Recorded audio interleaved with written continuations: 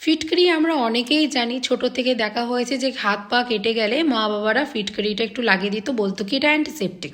আবার অনেকে দাড়ি যখন কাটতো তো তখন ফিটকিরি আগে পরে করে ব্যবহার করতো। কিন্তু এই ফিটকিরির কিন্তু খুব পজিটিভ গুণ রয়েছে। ফিটকিরি কিন্তু নেগেটিভকে রিমুভ করতে খুব ভালো সাহায্য করে।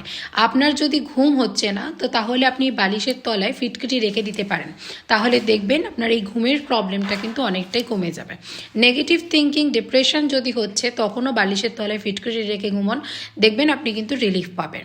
আপনি যদি নতুন গাড়ি কিনছেন তো গাড়ির কাছে কোথাও সামনে একটু ফিটকিরি রেখে দেবেন, তাহলে নেগেটিভ এনার্জি বা নজর আপনার বাড়িতে বা গাড়িতে কিন্তু পড়বে না।